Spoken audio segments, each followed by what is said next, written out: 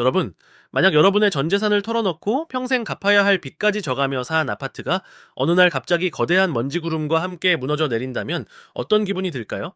그것도 부실공사 때문이 아니라 나라에서 더 이상 가망이 없다며 멀쩡한 건물을 한꺼번에 폭파해버리는 상황 말입니다.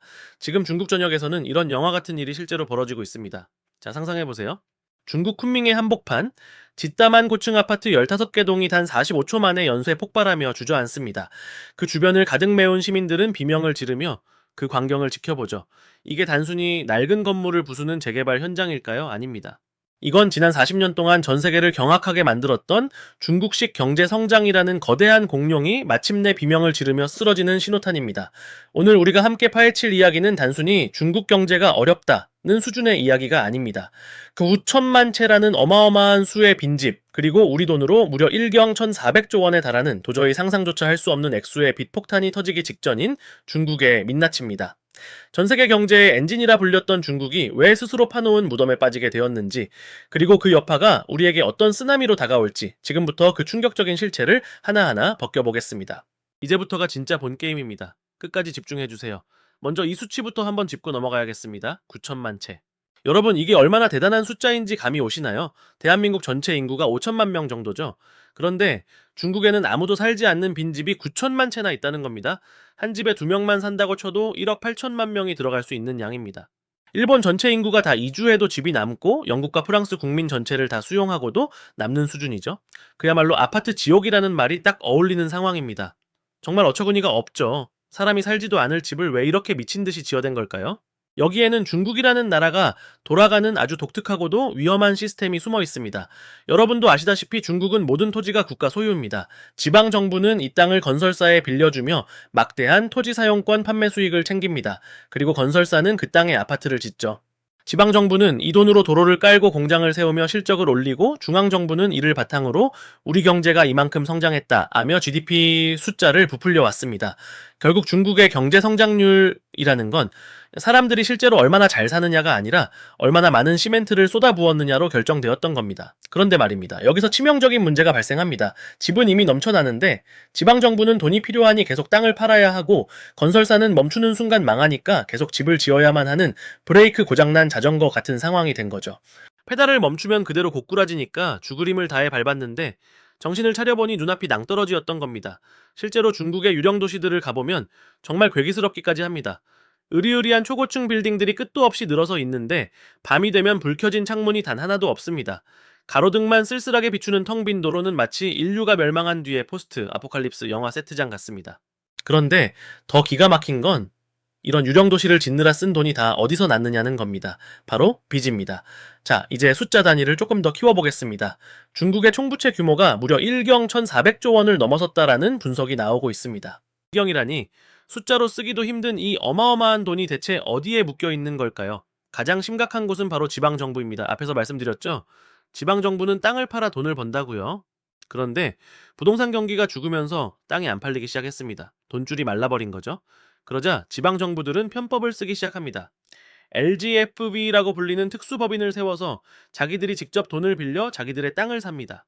이게 무슨 소리냐고요? 쉽게 말해, 내가 내 왼주머니에서 돈을 빌려 내 오른주머니에 있는 물건을 비싼 값에 사준 다음, 와, 나 오늘 돈 많이 벌었다! 라고 장부에 적어두는 겁니다. 정말 코미디 같은 상황 아닙니까? 그런데 이 코미디의 규모가 수천조 원에 달합니다. 이건 단순한 빚이 아닙니다. 언제 터질지 모르는 시한폭탄이죠. 만약 이 빚을 갚지 못해 지방정부가 파산한다면 중국의 공공서비스는 마비될 것이고, 그 여파는 중국의 돈을 빌려준 전세계 금융기관으로 번질 겁니다. 말 그대로 전 지구적인 경제 대재앙, 차이나 쇼크가 현실이 되는 순간인 거죠. 여기서 여러분은 이런 질문을 던지실 수도 있습니다. 아니, 그래도 중국 정부가 돈이 많으니까 어떻게든 막아주지 않을까요? 정말 그랬을까요? 과거에는 그랬을지도 모릅니다. 하지만 지금은 상황이 완전히 다릅니다.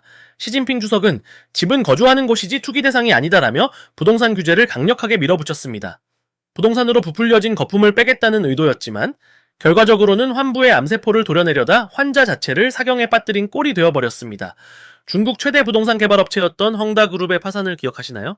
한때 중국의 부를 상징하던 그 거대 기업이 지금은 시체나 다름없는 상태로 연명하고 있습니다. 헝다뿐만이 아닙니다.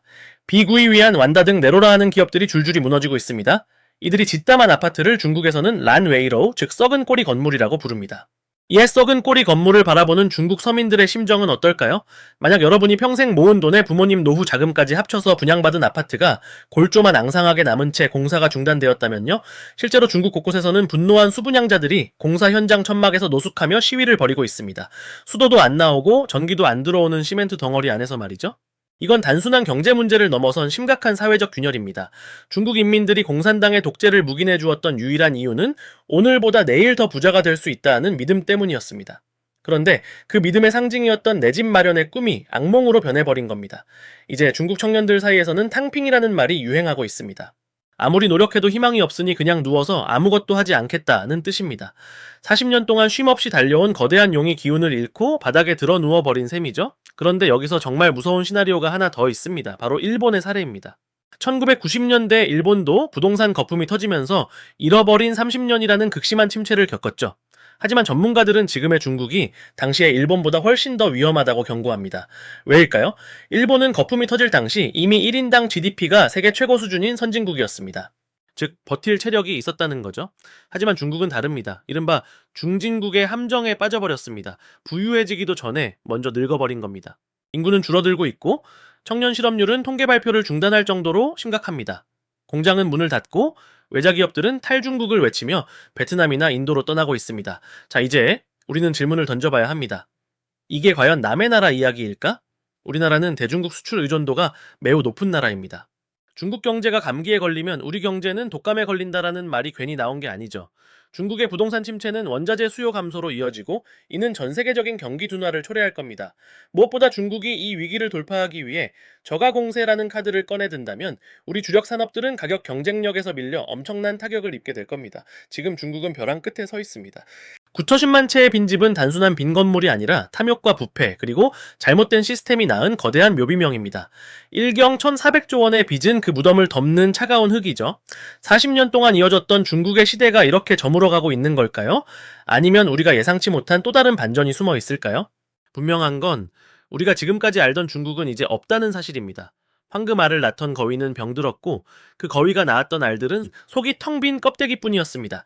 이제 우리는 중국 이후의 시대를 준비해야 합니다. 그것이 기회가 될지 아니면 더 큰 재앙의 시작이 될지는 지금 우리가 이 사태를 얼마나 냉철하게 분석하고 대비하느냐에 달려 있습니다. 여러분, 중국의 이 거대한 몰락을 보며 어떤 생각이 드시나요? 단순한 쌤통이라는 마음보다는 우리 주변을 둘러싼 거대한 폭풍을 직시해야 할 때입니다. 역사는 반복된다고 하죠. 거품은 반드시 터지고 빚으로 쌓은 성은 언젠가 무너집니다. 오늘 중국이 보여주는 이 처참한 광경은 어쩌면 시대를 막론하고 인간의 끝없는 탐욕이 만들어내는 공통된 결말일지도 모릅니다. 하지만 여기서 끝이 아닙니다. 중국 정부가 이 위기를 덮기 위해 선택할 마지막 카드가 무엇일지, 그것이 타이완 해협의 긴장 고조나 또 다른 지정학적 리스크로 번지지는 않을지 우리는 계속해서 지켜봐야 합니다. 경제의 붕괴는 종종 정치적 광기로 이어지곤 하니까요. 오늘 이야기는 여기까지입니다. 거대한 제국의 신화가 무너지는 소리가 여러분에게도 들리시나요? 9천만 채의 빈집에 불이 켜지는 날이 다시 올 수 있을지 아니면 그저 거대한 유적으로 남게 될지 우리는 이 역사의 현장을 똑똑히 기억해야 할 것입니다. 지금까지 지식 스토리텔러였습니다.